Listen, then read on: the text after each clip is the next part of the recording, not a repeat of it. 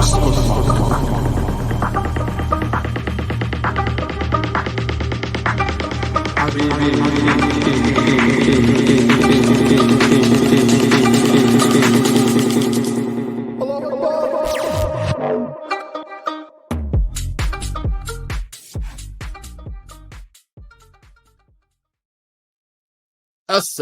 alaikum rahmatullahi wa barakatuh. Wa alaikum assalam wa rahmatullahi wa barakatuh. What's going on, Habibis? I'm Siraj Hashmi. I'm Jay Kobbe. And we're the Habibi Bros. Welcome to a very special episode of Habibi Power Hour, live on Rumble, exclusively.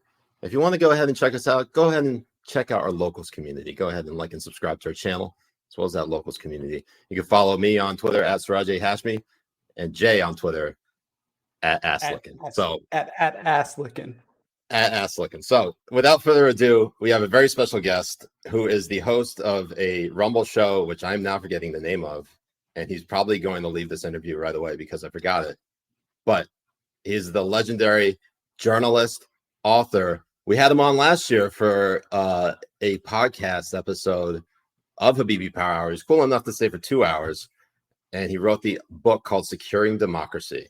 And I bring you Glenn Greenwald. Glenn Habibi, welcome. Habibi. Hey, what do you mean? I've been on your show before. I've talked to you guys before. Who are you? Once before. You know what? That's right. It was so memorable. I really enjoyed it. I'm so grateful you guys decided to have me back on. And Siraj, I really don't think it's acceptable to just like forget the name of your guest show right as you're introducing Glenn. them. I only know you by your name. Everything else is like secondary. It's Glenn. Right, it's Glenn Greenwald, host of what? You're at the it is funny because I have a show on Colin. System Update. There you go. Yeah, I know why. I know why I forgot. I know why I forgot, Glenn. I have my show on Colin called the Glenn Greenwald podcast, and every time I say it, I'm always just a little bit ashamed that like we never bothered to make it more inventive. There's so many podcasts and shows, and just like drowning people with new names for everything just makes no sense. But Glenn, I remember now why I forgot the name. It's because it's called System Update, and I'm a boomer who's terrible with technology. So I'm the worst Pakistani IT guy ever. Absolutely. He makes a lot of his uncles embarrassed. Mm-hmm. But you don't really need, for your job at the call center, you don't need like a lot of technical expertise, do you? You just need to know how to turn it off and on. That's what he's missing. He doesn't even know how to restart his computer. That's also true. Now, as a condition to do this live stream with us, Glenn requested a few things, but one of which was a cake, naming him Habibi of the Year, which is exactly what I got, Glenn. Oh, that's so nice. I mean, the idea was really supposed to be that it was supposed to be something I could consume, not just look at from a distance. I appreciate the sentiment. You want me to mail it to you? Yeah. Glazed donuts too. I mean, mailing to Brazil is really fast. It'll get here in like October. So I think it's Glenn #1 Hearty Habibi of the Year. Thank you. I'm so honored. I'm so honored by that designation. I appreciate that. It's one of the most special moments of my career. I'm so glad to hear it. I hope it trumps all the honors that you've received over the course of your career. Everyone. Absolutely. So, Glenn, we're so glad you're here. You've been very busy in general, but ever since this whole conflict broke out in Ukraine with Russia invading 2 weeks ago, it has been a strange time to be in. So my first question to you is, does something feel off about all this? I think actually something feels familiar about it, in the sense that I think traditionally whenever the United States is in some way involved in a war, either directly or peripherally, or obviously we're somewhere in the middle here, we're supplying arms, we're clearly on one side, we're taking all kinds of steps to help one side over the other. So we're, a direct participant, even though not militarily, and hopefully it'll stay that way, but still generally this kind of jingoism arises, a kind of tribalistic sense of unity, this pride in the virtuousness of our national values. And I think for a few decades, probably beginning with the war in Vietnam, and then certainly because of the war in Iraq, the confidence that Americans had in the Pentagon and their military and their government and their intelligence community eroded significantly. And I think there was a lot of skepticism, healthy skepticism, a long overdue skepticism toward the idea that the United States should be asserting itself into every conflict and using its superior power in order to resolve it in one way or the other. And I think it's all but gone, at least for the first 3 weeks of this war. We seem to have this very revitalized sense of our own exceptionalism, the belief that this time our intelligence community got it right, the CIA is back, we're really effective in the way we're uniting NATO and isolating Russia, and we're clearly on the morally, unambiguously moral side, and that has kind of rejuvenated this nationalistic sense that often emerges, and not just from one political camp or the other, but very bipartisan. I mean, there's almost no daylight at all between the Republican and the Democratic parties and the corporate media. And so I guess I would more describe that as familiar than off, but in some sense, we haven't really seen it since probably September 11th. And so maybe in that sense, it is a little off, that it's kind of this old familiar feeling that we thankfully hadn't seen for a while until this month. Jay? Right. I mean, and we see like the typical players like Hey Jay, what's Lindsey your Twitter name again? I forgot. I wanted to note that down. It's at Assliken, ASSLIKEN. All right, thank you. Good. I have it. You're welcome. It's the 14th one, so I was getting creative with a handle, and I think that one stuck really well. Congratulations. Thank you very much. But what I was bringing up was the familiarity that I find in it is the same people like the Lindsey Grahams, the Adam Lickfingers. Yeah, Kinzinger. Thank you. I call him Adam Lickfingers. And how they are calling for actual boots on the ground. They're calling to escalate this even more, to put the nail in Putin's coffin and everything. And is it because they are so intertwined with the military industrial complex, or is it because they have this fake sense of patriotism? I think people are just getting carried away with this intense emotional. Did we lose Glenn? And I tried to kind of grapple with this before. Obviously, and oh, I'm here. Can you hear me? Yeah. Yes. Yeah. You basically cut out at the very beginning of your answer. Yeah. So can you hear me now? Is everything okay? Yeah, we're now? good. We're good. Yeah, we're good now. Okay. So what I was saying was, I think that what's really going on is that people are getting very carried away by this intense emotionalism that this war, in my view, uniquely is fostering. And I tried to grapple with this, understanding why. Obviously, the days and the weeks after the 9/11 attack was also a time of extraordinary unity, but also great emotion. There was a lot of anger and rage at the people who attacked the United States. Rightfully so. I mean, that was a morally atrocious attack, and there was this kind of joint nationalistic purpose in making the people who did it pay and preventing another attack.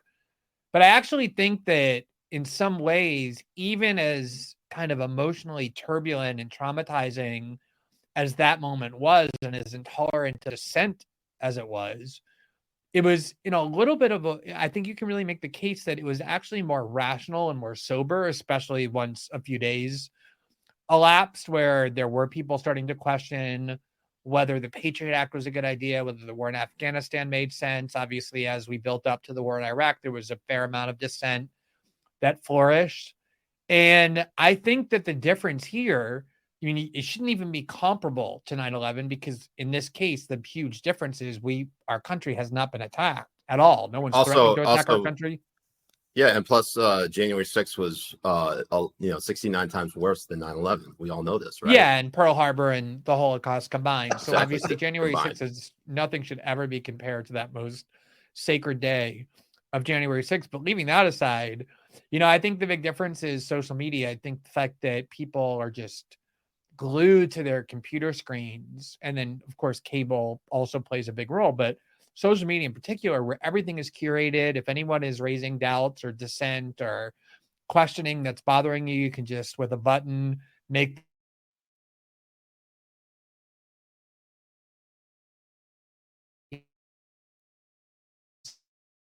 Spencer, you're fired. remarkable, and I'd say incomparable instrument of kind of groupthink and dissent intolerance, and in a lot of ways having people, not just in the United States, but throughout the West, all feed on the same information, the same emotionality, the same messaging, the same rage constantly, day after day, hour after hour.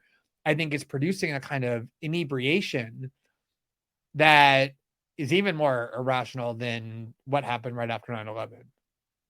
Yeah, there's a lot of things that, I mean, I guess what I'm noticing in all of this is that there has been, as you mentioned before, no daylight between the Democratic and Republican parties, as well as the corporate media, and how they're approaching the Russian invasion of Ukraine.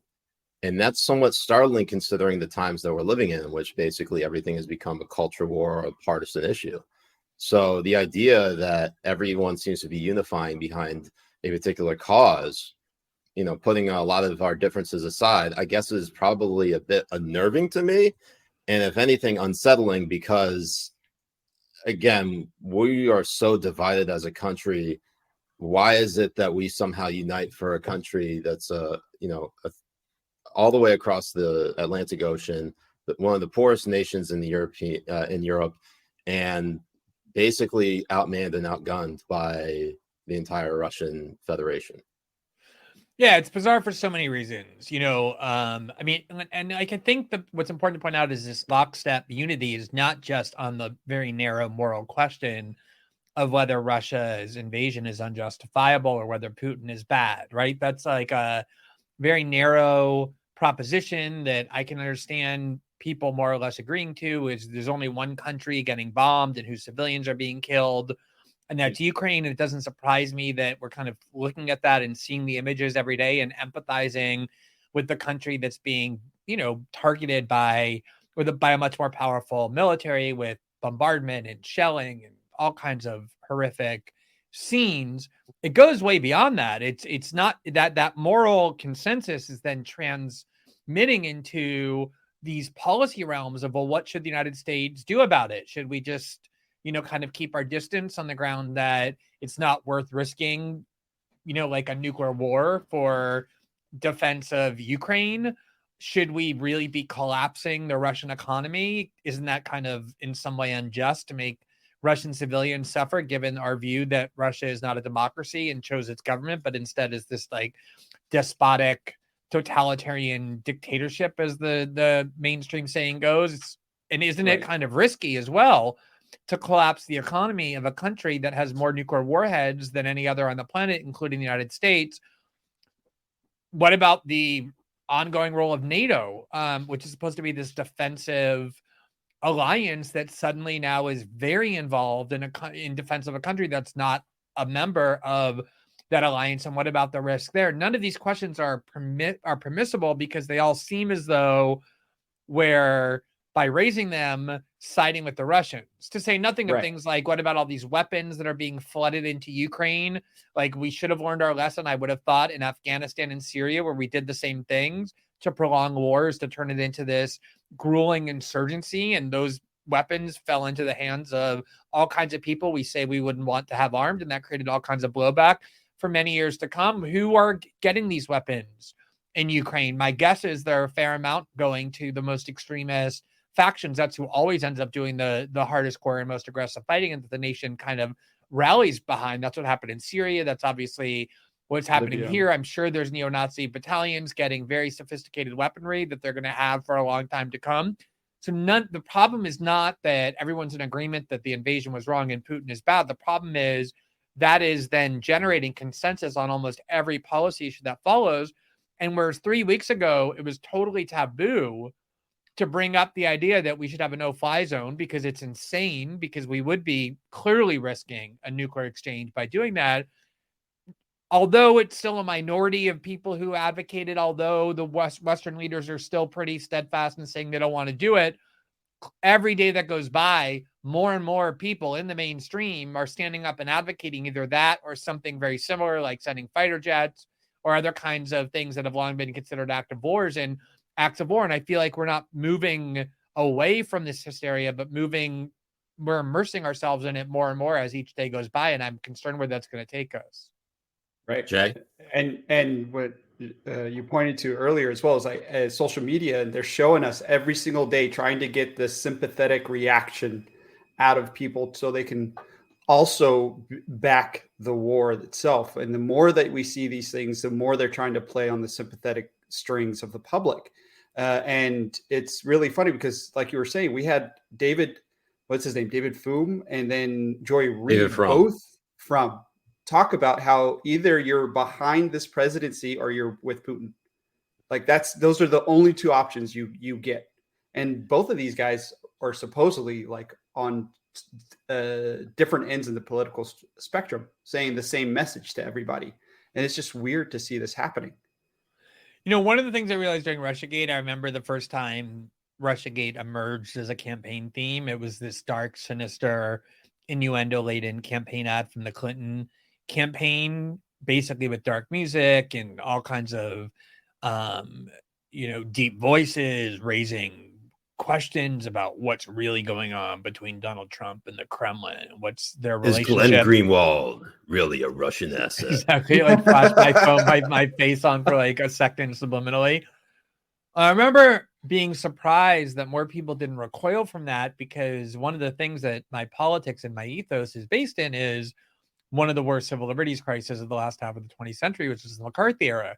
So when people start invoking that theme almost verbatim, like who is a clandestine agent of the Kremlin and who is Russia secretly controlling and who has misplaced loyalties to the United States, I just have an instinctive aversion to it.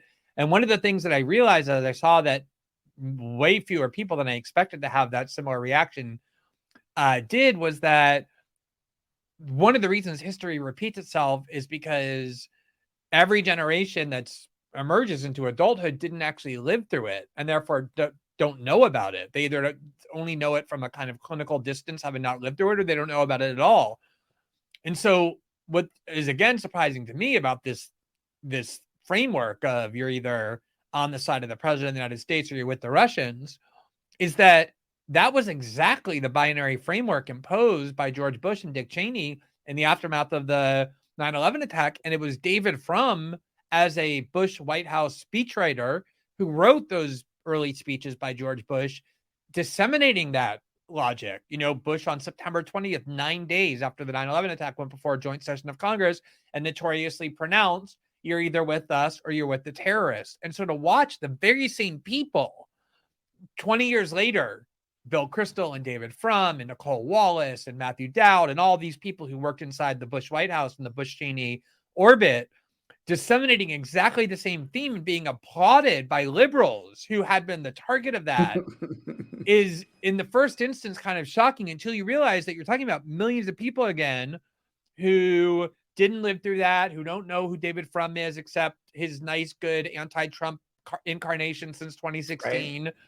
And I think like it has produced this perfect storm of Democrats who have been feeding on hatred for Russia since 2016, when they were told that it was the fault of Putin that Hillary's coronation didn't happen and Donald Trump was elected. So they've been fed conspiracy theories about Russia for years. The Russians have taken over the United States through blackmail control of Trump, the PP tape, all of that, the Steele dossier. They've been being trained and accustomed to view Russia as this grave enemy of the United States for many years now in a way that was predictably dangerous. And then on the right, you always have this kind of latent, lurking militarism. It's like a kind of tough guy mentality. The right, before Trump, was almost entirely driven by this idea that when there's war, we go and we kick ass and show everyone who's boss. Trump created a pretty non-trivial segment on the right that is now much more questioning of American militarism. That's one of the, in my view, most valuable things he did. So there is a non-trivial segment on the right and on the left that's dissenting, but still the right, more or less like the kind of Mitt Romneys and Lindsey Grahams and Marco Rubios, those types. Soon as a war breaks out, they're right back to this kind of like, yeah, we're the superpower. We're exceptional. We're the indispensable country, as Joe Scarborough said, and we're going to go kick ass. And I think this kind of dual track motivation for Democrats and Republicans has created this really disturbing unity. Again, not just on the question of the moral issue, but on the policy issues as well. Yeah. So shifting gears just a little bit, we're still on the topic of Ukraine. This is a story that has sort of taken, I wouldn't say the world by storm, but definitely conspiracy theory land by storm. And at least for those with inquisitive minds and are basically open to exploring and ask and are willing and intellectually honest enough to ask those questions. Glenn, your latest piece on Substack was covering the comments made by Victoria Nuland, who is the Undersecretary of State for Political Affairs. She sat in front of the Senate Foreign Relations Committee, and she was asked a question by Senator Marco Rubio of Florida about whether Ukraine has bioresearch or biological weapons within Ukraine. And she gave a very puzzling answer. His exact question was, does Ukraine have chemical or biological weapons? And in your piece, you wrote that she basically said something completely uncharacteristic, is that she told the truth for like a minute before Marco Rubio cut her off to try to make sure that if any chemical or biological weapons attack ever occurred, it was 100% going to be the fault of Russians.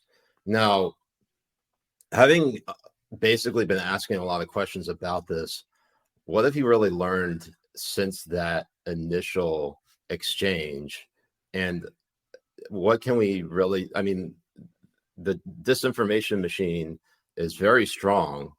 And how are we so sure that these are similar bioresearch labs like the Wuhan Institute of Virology in China, or something with maybe far more dangerous and lethal pathogens that are used for probably more nefarious purposes? Yeah, it's a really interesting and important topic. You know, the Russians and the Chinese have been accusing the United States for weeks, if not longer, but weeks in connection with this conflict, of maintaining and cultivating in partnership with the Ukrainians a sophisticated and dangerous biological and chemical weapons program right on the other side of the border with Russia. And the Russians claim that they discovered documents that corroborate this. The Chinese say that their satellite and intelligence apparatus have proven that it's true. I never mention it because I don't trust the assertions of the Chinese and Russian government. I don't take it as true unless there's evidence presented. I wish people treated the pronouncements of the US government in a similar way. But the reason Marco Rubio asked Victoria Nuland that question was because he was aware that this was circulating in the air, and he wanted her, he obviously expected her to say, no, Senator, of course Ukraine doesn't have biological and chemical weapons. Those are barred. And as a way of debunking the conspiracy, that's obviously what he was expecting her to say.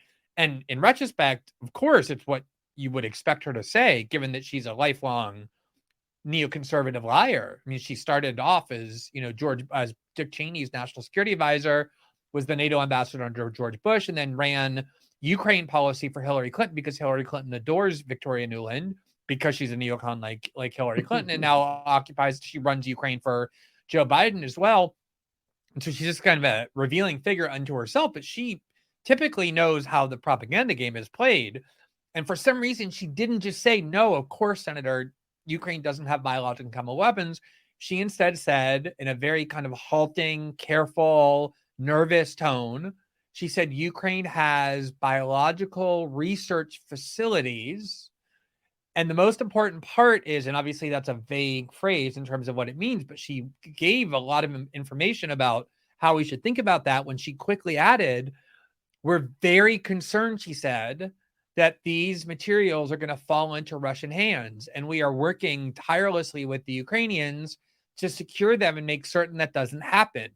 And the reason that addendum was so important is because you might be tempted to try and say, oh, well, they're just kind of like high school fun labs with like some Bunsen burgers and flasks. Like they mix, like water and vinegar and they watch like the little explosion happen. It's like very benign.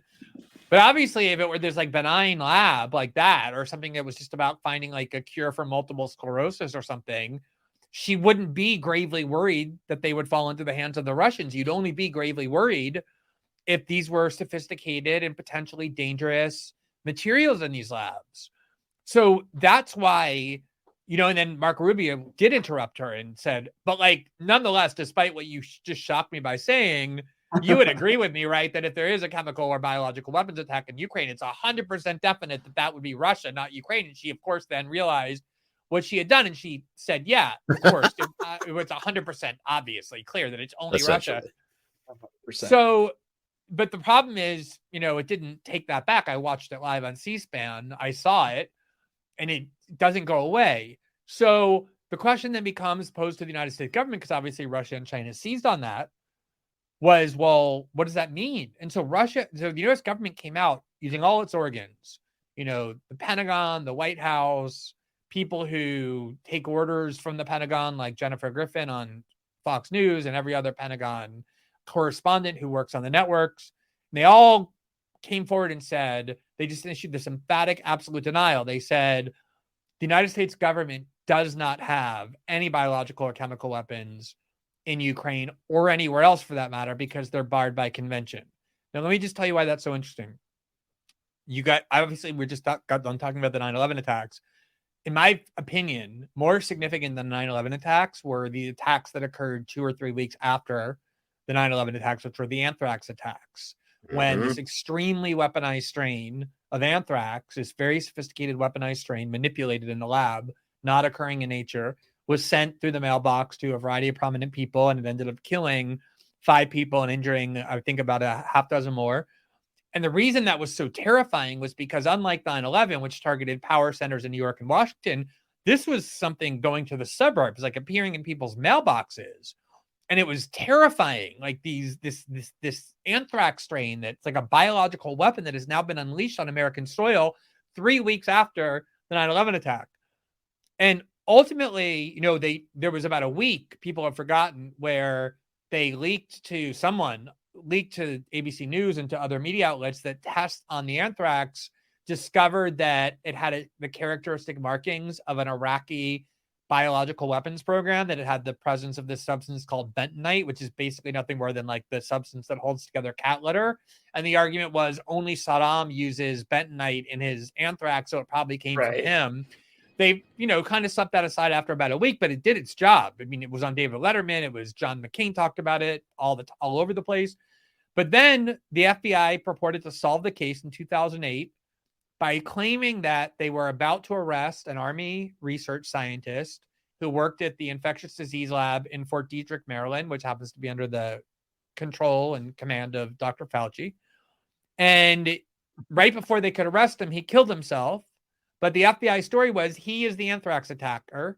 And what he did was he had obviously developed extremely sophisticated weaponized forms of anthrax that he unleashed on the public. So how is it that we know that? We know that according to the FBI, biological weapons, namely this sophisticated anthrax, came from a U.S. Army lab.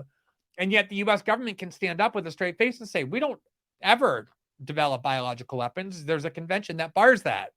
The answer is that they just play this semantic game where they say the treaty bars offensive research into offensive weapons, meaning you can't do research in order to develop biological weapons that you intend to unleash on humanity.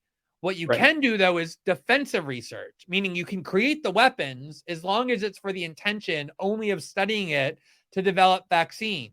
But it's the same exact thing. Like, it doesn't, if your goal were to develop weaponized anthrax, you would do exactly what the U.S. government was doing, namely creating these AIM strains, this very sophisticated, lethal strain of anthrax. So this is the same thing that we saw last year when the questions about the Wuhan Institute of Virology emerged, which is we know for sure that institute was manipulating coronaviruses that develop in nature to make them much more contagious and much more lethal. When you do that, you're creating a biological weapon. Now, of course, their argument is, yeah, but we're not doing it to unleash onto the public. We're doing it, again, just to study it, to determine how we can develop vaccines. But it's the same thing. If you were going to try and turn the coronavirus into a biological weapon, you would do exactly what the Institute of Virology in Wuhan did. And we see, even whether it was a lab leak or it was zoonotic, the potential for a pathogen like that to cause enormous amounts of sickness and death. And so this whole denial that the United States government has issued over the last 24 hours it's a joke. It's just a semantic mirage. And I still want to know, what is it about those biological research facilities that Victoria Nuland shockingly acknowledged existed in Ukraine that makes them so dangerous that she's that worried that they're going to fall into the hands of the Russians? Before I hand it off to Jay, I believe it's because they're worried that in Ukraine, they found the cure to cancer and they don't want Russians to take credit for it. Exactly. It's a very important thing. Exactly what it is. That's got to be Yeah, it. no, it's an important thing to make sure that Russian children die of pediatric cancer. You don't want them getting their hands on a cure. Yes. All right, Jay. In my view, I think they figured out a way to healthily eat ass after you get off the treadmill. But what's really funny about this denial is there's a track record of the American army and government using these either pathogens or chemical weapons on either its own people, on other nations. So it really questions what is really going on. And the fact that there's nobody else, I haven't seen a report on it. I haven't seen a New York Times article on it. I haven't seen a Washington Post article on it. CNN hasn't had anybody come on to talk about these issues, because it is worrisome. What if what they're working on could be 1,000 times more potent than coronavirus, and we have no idea? Well, first of all, let me just say, like, there was an article on September 4th, 2001.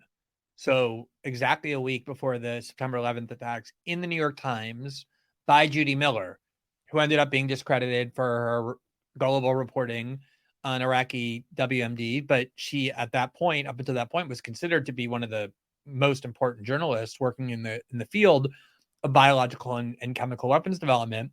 And this article, which obviously, because it was written a week before 9/11, got completely forgotten due to historical events, but she reported that the United States government was actively developing all kinds of programs under the aegis of the CIA to make anthrax and other pathogens much more lethal, in a way that even ethics experts and diplomats inside the US government were starting to be very concerned violated treaty obligations, because there was no way to claim that was defensive research. Beyond that, what we know for sure is that in Ukraine, there have been programs in the past that involved the development of anthrax and other biological weapons. The claim is that there was kind of like a residue from the former Soviet Union. The Soviet Union had put anthrax and other biological labs, weapons labs, in Ukraine and Kazakhstan and other countries that are former Soviet republics. And so we know for sure that there was, at least at some point, an active anthrax program in Ukraine. We have pictures of President Obama, then Senator Obama, with people who worked in the Pentagon on securing these materials in Ukraine, looking at anthrax labs. So again, when Victoria Nuland says these are really dangerous biological research facilities, you have to be a complete idiot, just an imbecile, to think that the conclusory denials from the Pentagon or in the White House resolve that problem. The problem is, it's taboo to talk about it because it sounds as if you're justifying the Russian invasion, or that you're, agreeing with claims of Russia and China. And the issue is that 2 weeks ago, when these claims started to emerge from China and Russia, many, many media outlets went and quote unquote debunked it under the guise of fact checking. They claimed that it was clearly a false conspiracy theory, that it was being circulated by QAnon, just like they purported to debunk all kinds of false conspiracy theories during COVID that we now know are at least viable, if not true, including the lab leak, which they very early on said only liars and conspiracy theorists would suggest this came from a lab. We know for sure it was zoonotic. And then the Biden administration a year later admitted they have no idea and are actually investigating what the real origins are of the COVID pandemic. So many things like that, where fact checking is just a way of disseminating propaganda and making it seem more high-minded.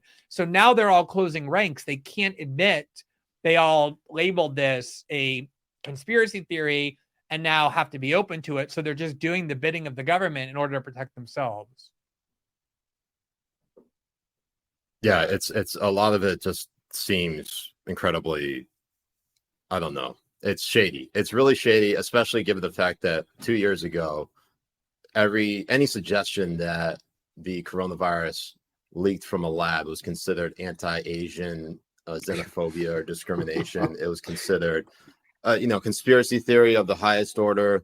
And why would the United States be involved in gain of function research at this point? Why are we even calling it gain of function? It's, as you said, weaponization of these lethal viruses and pathogens, making them more deadly. And while, maybe the United States government and the public health sector is trying to look at how to make these viruses and pathogens more deadly to study them, at the end of the day, there seems to be very little net benefit for society, especially when people like this U.S. Army researcher with the anthrax attack takes matters into their own hands or goes rogue and basically tries to kill a bunch of people. I mean, we could have easily had so many more pandemics than we probably have had.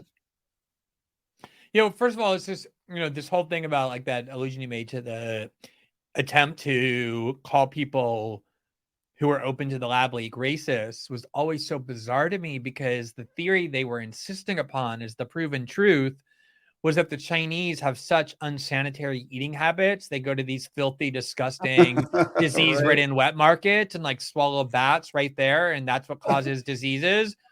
I don't know. It kind of sounds a lot more racist to me than, hey, there's this really sophisticated lab that they're working in partnership with the United States to develop vaccines. And as happens sometimes in labs, there was an accident and there was a leak from the lab. I don't know. The first version sounds way more racist to me than the second, but it just shows how this racist accusation is always deployed against anybody who's saying something that you want to discredit. Right. That's the first thing. And then the second thing is, that's the problem, right? Is when you do all this behind closed doors. And I think this is, definitely what happened in terms of why the scientific community closed ranks so quickly after first, behind the scenes being not just open, but leaning toward a lab leak. Why they closed ranks behind Dr. Fauci and British health officials is because they knew that if the lab leak was deemed viable or possible or probable, it would bring a lot of public attention into what the scientific community does.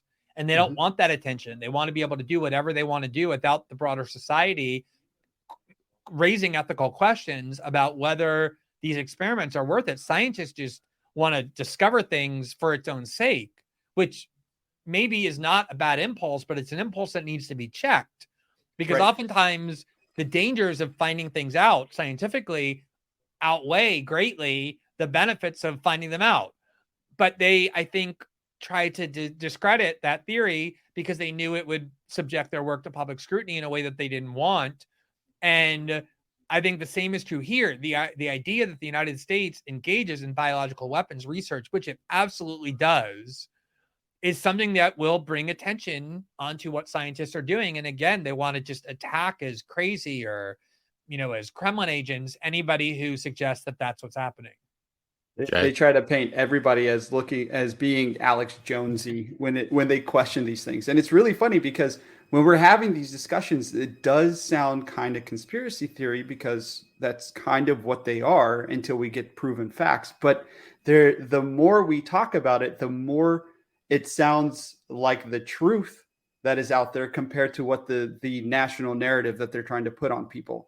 So the narrative that they try to push sounds more wacky than what we're actually trying to question and discuss, especially when it comes to the coronavirus. Fauci came on nonstop talking about the different ways we need to mandate over this coronavirus. You need to listen to your government and do what it says. All of these certain things that restrict your life over this, and he's nowhere to be seen right now. I haven't seen Fauci on TV at all as we're lifting mandates. And wouldn't you want him, the guy who was saying you have to be so scared of all of this stuff, we have to lock down everything, mask kids, all this stuff, to be the face to say everything is okay right now? Where is he? Why? Yeah, this thing with conspiracy theories, it's so interesting. It's like the people who call others conspiracy theorists who raise possibilities that the mainstream has pronounced are false are the same people who flooded American political discourse with the most insane, unhinged conspiracy theory I ever heard, which is that Vladimir Putin had essentially infiltrated the halls of American power and taken over control of the US government through sexual, personal, and financial blackmail over the sitting president of the United States. Like, completely batshit crazy, Right. like, conspiracy that would come right from the film that they insisted was true. And they like would use body language experts and, you know, the way Trump like stood in Helsinki and every other kind of like insane, you know, Redditor investigator. Yeah, to justify it. And then they like impaneled this 18-month investigation only for Robert Mueller to close his investigation, indicting nobody for criminal conspiracy and concluding that he never found any evidence to establish these crazy conspiracy theories. So nobody are worse conspiracy theorists than them. That's the first thing. And the second is conspiracy theory, conspiracies exist. There are people in American prison right this moment who have been convicted of conspiracies. Conspiracies are nothing more than a group of people working toward a same goal in secret. And they do that all the time. They work together toward a common goal together in secret because they don't want anyone to know what it is they're doing. That's very common in human activity. And, you know, here I'm in Brazil. As you guys know, I live here in Brazil. When there was a coup in 1964 against the democratically elected government, a lot of Brazilian leftists said they believed the CIA and the United States were responsible, that they engineered it, they financed it.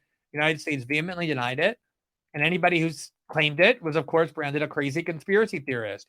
5 years later, in 1969, documents began being declassified and emerging, showing that the CIA played a central role in the coup. And now, you know, 40 years later, or 50 years later, it's established fact that that's what happened. So oftentimes conspiracy theorists end up being vindicated, but it's supposed to be a term that once it gets applied to you, it's supposed to be so inherently derogatory that everyone should stop listening to you.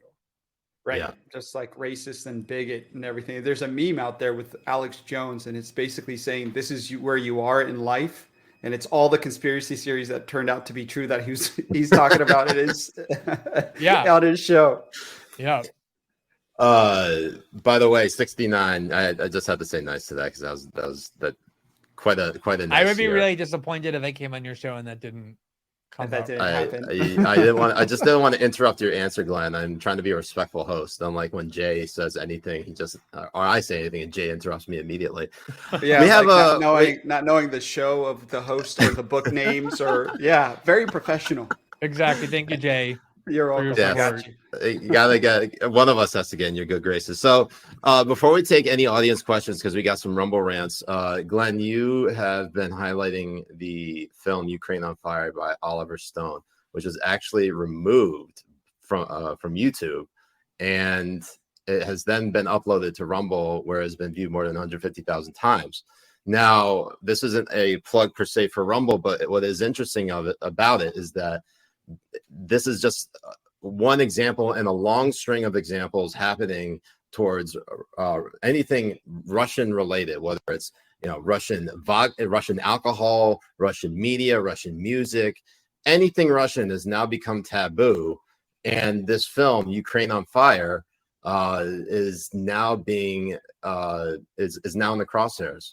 Why is it now all of a sudden 20 years after 9/11, 20 years after and 75 years after the Japanese internment and 100 years after the Red Scare, how is it that now Russians are back in the crosshairs? Everything that they do is bad. Doing a TikTok dance will help stop the Ukraine-Russia conflict. What the hell is going on? Yeah, I mean, there's stuff that you can mock for sure. Here in Brazil, the biggest city in the hemisphere is São Paulo. One of the best known restaurants announced that it was taking beef stroganoff off of its menu because of its Russian origins and solidarity with the Ukrainian people. And then today, the Brazilian Restaurant Association came out and condemned that as xenophobic. So there's this whole debate and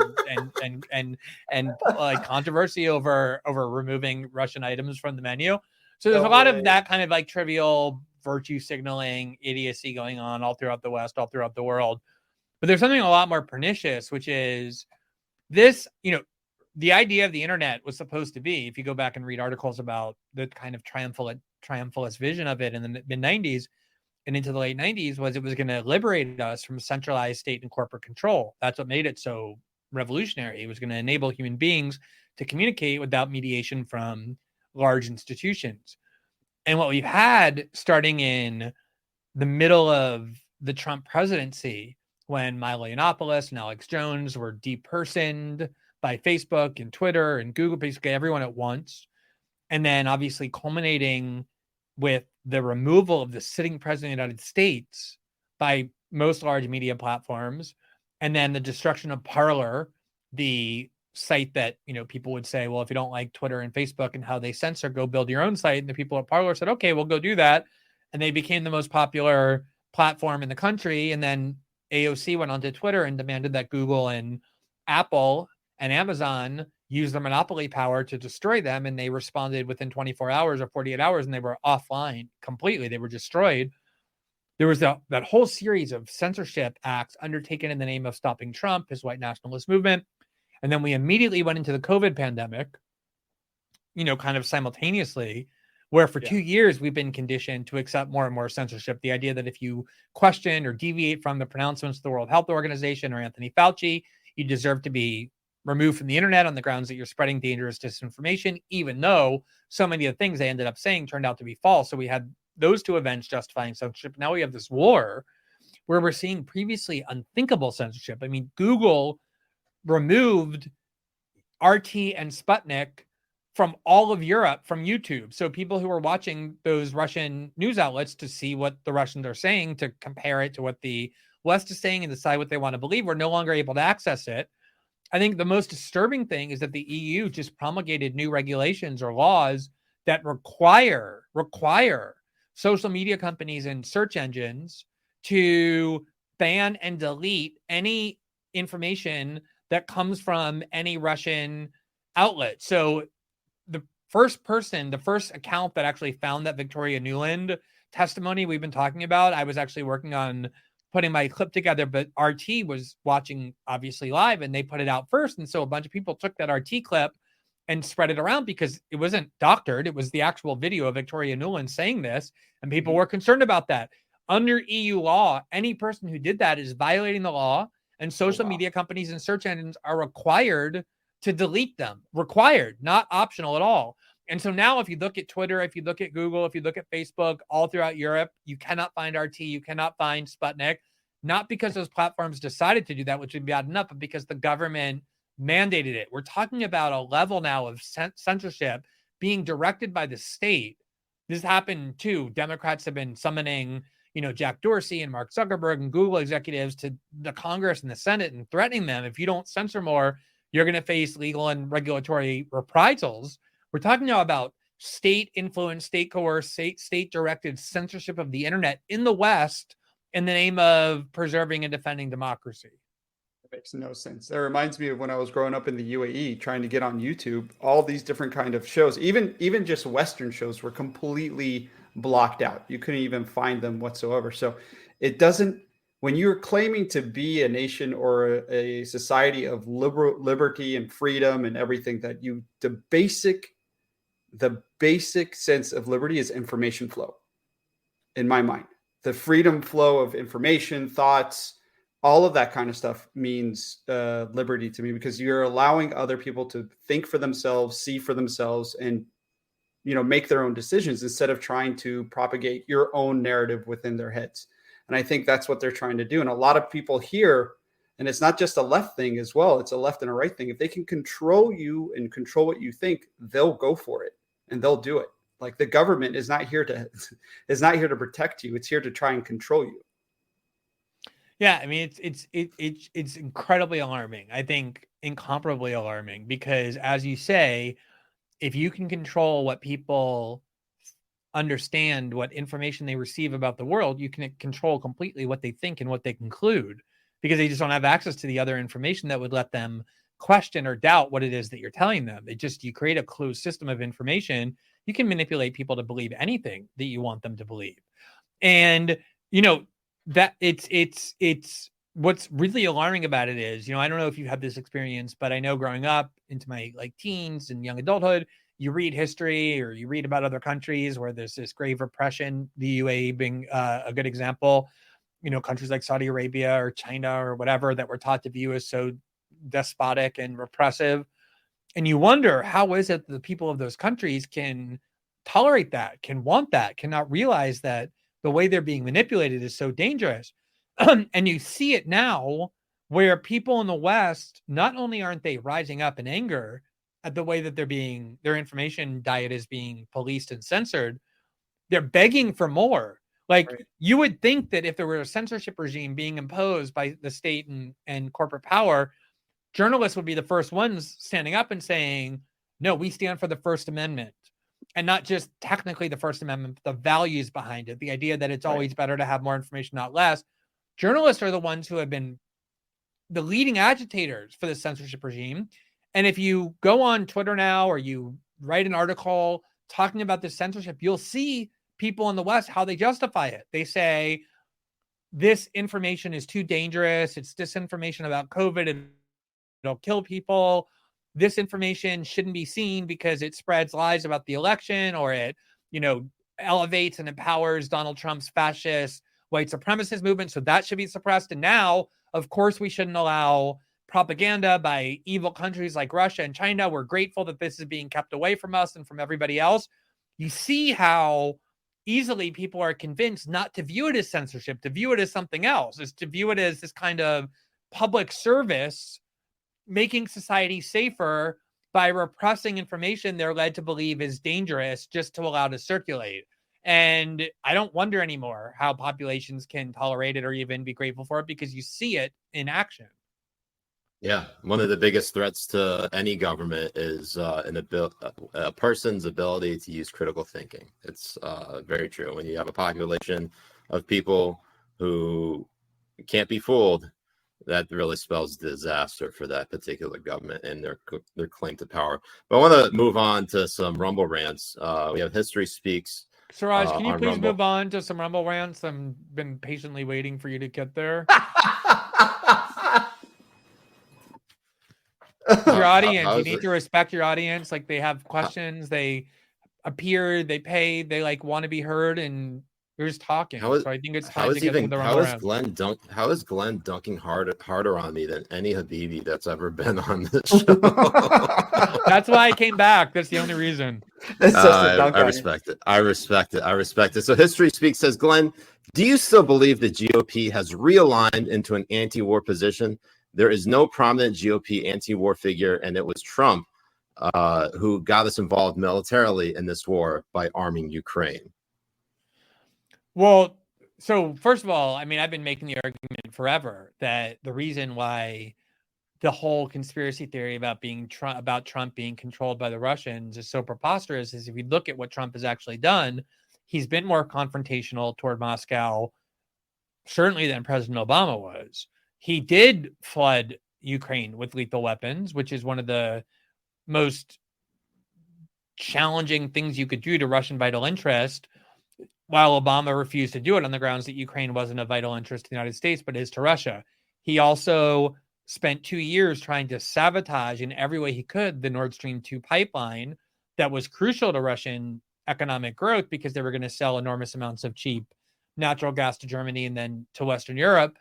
Something obviously very odd behavior from a Russian asset or somebody controlled by blackmail to attack the two greatest sources of vital interest for Russia, namely Ukraine and that pipeline. So I agree completely that the Trump administration was far more confrontational with Ukraine, with Russia, than the Obama administration was, which is why I found that conspiracy theory so moronic. And it's scandalous that the media didn't stop and say, wait, how can it be that this is true, what we're saying, at the same time while Trump is doing this?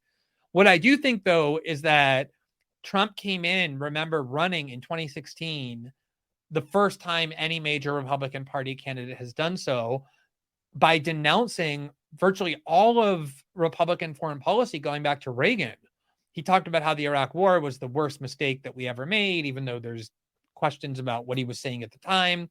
He said trying to overthrow the Assad government in Syria is lunacy. Why should we care if Assad governs? We should work with Assad to fight common enemies. He said regime change wars like in Libya do a grave disservice to the American public by sacrificing our welfare and our people's lives for countries that we have no business trying to manage.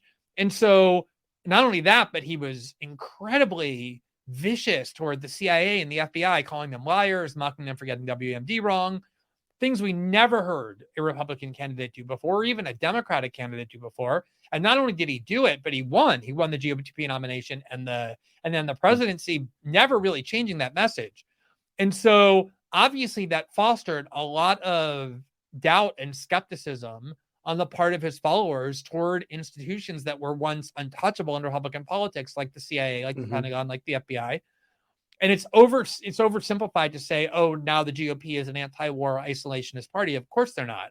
And as we talked about earlier, there's very little dissent within the Republican Party now. But that's just because the politics are so overwhelmingly on the side of Ukraine and against Russia that no politician could really survive if they wanted to step in front of that train. But you do see, if you want to find, prominent media that is challenging the NATO CIA line on Russia and Ukraine, you don't go to the left to find that. It's not there. CNN and MSNBC are fully on board with that message. You go to the right, you go to Fox News, you go to Tucker Carlson and Laura Ingraham in particular, who have been and continue to be very skeptical about the U.S. narrative about this war, and especially about the rationale for U.S. involvement. So I think you're seeing politically on the right this dissent, even though among lawmakers, among elected officials, they're pretty much the same as Democrats. Scott Jonesy with a Rumble rant says, by supplying more weapons to Ukraine, aren't we prolonging the inevitable Putin win? And will it only result in more deaths and destruction? I mean, to me, it seems so clear that that's our objective, in part because the United States government is all but saying it explicitly. And it's not as though that is beneath us or we're too good for such an immoral strategy. That is exactly what we did in Syria. We armed the rebels just enough to prolong the war, to prevent Assad from winning, but never armed them enough for them to actually win. So we ensured that war just went on forever, bogged down Russia, bogged down Assad, ate up billions of dollars in money to weapons manufacturers, and made sure that Syria was destroyed over the course of many years. We did the same thing in Afghanistan in the 1980s when we funded and armed the Mujahideen in order to keep the Soviet Union trapped in Afghanistan by arming an insurgency. Obviously, in both cases, those weapons, as we talked about before, fell into very extremist hands and caused a lot of problems for the United States. I don't think anyone believes that the Ukrainians are going to win. And even if they could win in the sense of expelling Russia from their territory, I really, would be, thinking about what Putin would do in the case of that Ukraine won, obviously with the help of a lot of countries in the West, including the United States, is really alarming. But I think that the idea is not to defend and protect Ukraine and Ukrainians, but to sacrifice them by creating a years-long insurgency war that traps Russia in there, destroys the country of Ukraine and the lives of the people in it, just like the U.S. did in Syria and Afghanistan. And I think that's clearly what the objective is. History Speaks with another Rumble rant says, Russiagate, though dumb, did not cause U.S. war hysteria in Ukraine. Trump administration itself began U.S. policy of arming Ukraine, and GOP skeptics of Russiagate agree with Dems on this issue. I want to move over to some of our questions from our Habibi Discord server. If you're watching, there's a link to join the Habibi Discord server below. This is from Blake By, who is a councilman in Hillsborough, Kansas, and should absolutely resign. Don't you agree? 100%. I mean, I've had a petition for his resignation. He's so corrupt. He's so corrupt, abusing his power constantly, taking kickbacks. Kickbacks. He has people who work for him in his cabinet, working in his home, all kinds of really dirty things. Can't have this. Insane. Anyways, his question, he says, what steps can the Biden administration do right now to get the price of gas back to a stable level again? I know this may seem like a simple question, but I think it's going to take more than just reopening the Keystone XL pipeline. Well, I mean, we could also continue to buy oil and gas from Russia. And these sanctions now are about to be improved by an overwhelming. They were just approved by an overwhelming majority in the House. 15 Republicans joined Ilhan Omar and Cori Bush to vote no, and everybody else voted yes. So presumably these sanctions are going to be instituted. I think if you look at the polls, Americans are so wrapped up in the emotionalism of this war that they say, if you ask them, like, are you willing to sacrifice for Ukraine? And they're like, totally. I want to see, like a month from now, when gas is at, $6 a gallon or whatever, and food prices are through the roof. It's already $6. How enduring Here in that California. willingness is to sacrifice for Ukraine. I guess we're going to find out.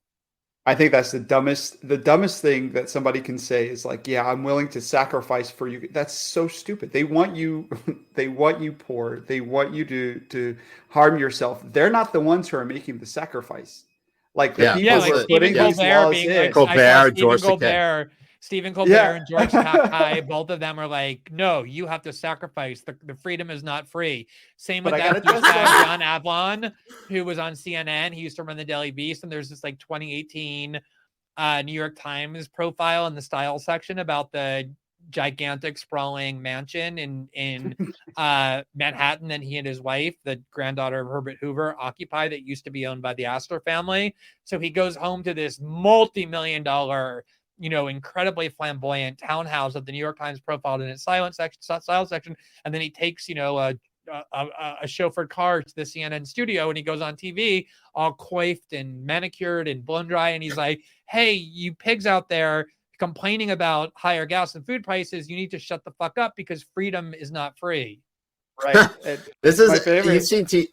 You see Team America World Police, right? Freedom isn't free. It takes folks like you and me. It's got the freedom costs $1.05. It's $1.05. Straight out of that. That's what it is. My favorite one was Pete Buttplug, when he was talking about just go and buy an electric car. Like, it's something completely easy for a mother with a van worthy amount of kids to take to school or soccer practice, to just drop 30 to 50K on a new electric car. It's just so tone deaf. Absolute tone deaf. And it's, to me, I feel like it's the point. Like, it's their goal. They want people to have to change their lifestyle, and they're going to force it onto people, no matter how many people have to suffer for it. Yeah. And then after they do that stuff, they're like, why don't people trust us? Why does everyone hate us? We got two more questions from the audience. This is from Hobby Cliv on the Habibi Discord server. He says, what are the odds of Putin surviving this? What of Zelensky? Do you believe Biden is doing enough, or is there fighting within his administration? I think not only will Putin likely survive, I think we want him to survive, if for no other reason that Russia is an incredibly significant country with a vast stockpile of dangerous weapons. And if Putin isn't surviving, we have no idea who comes next and how they function and how they think and what vacuum gets created. The last thing I think we should want is instability in Russia. If I had my way, if I were running foreign policy, my attitude toward this war would be that it's wrong for Russia to have invaded. We denounce that invasion. At some point, maybe we, the United States, will also abide by those standards that we're promulgating for others.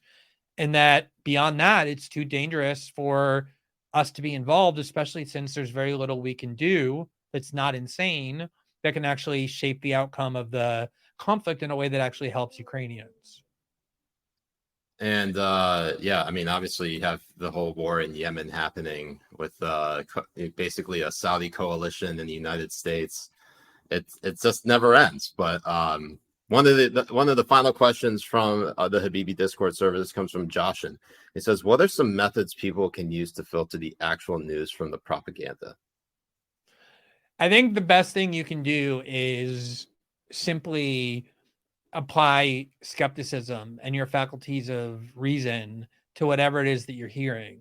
So if you're hearing something from the government, from the media, even if it's something that most people believe, just put a kind of marker in your own brain that you're not going to believe it until you're shown evidence that it's true.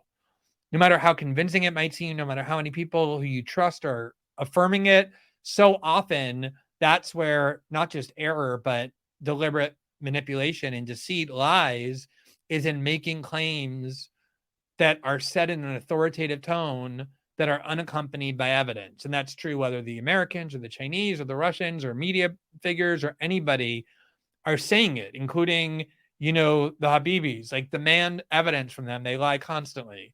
And I think that just the state of mind that you formulate when you interact with the news is probably the most important thing you could do. And then obviously you should definitely seek out on purpose dissent in the other side at all times. Well spoken and well said. Glenn Greenwald, who is the host of System Update, which you can catch here exclusively on Rumble. He's the author of Securing Democracy. Glenn, what's next up for you? What's the next big story you're working on? I don't preview my stories, especially for shitty podcasts like this one, but you'll have to wait until the stories come out. Yeah, afterwards, nothing. We don't get any exclusive spills. Nothing. On a show like this. If you subscribe, you'll read it, and if you don't, it's fine.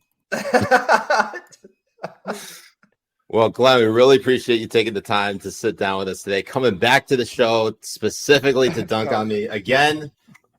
His cake. It was Glenn, more enjoyable #1. than I expected. Thank you for the cake, though. Sincerely, I really appreciate it. I will mail this to you in Brazil. You just gotta post your address publicly, and it should be there. All right. I'll go tweet it out right now.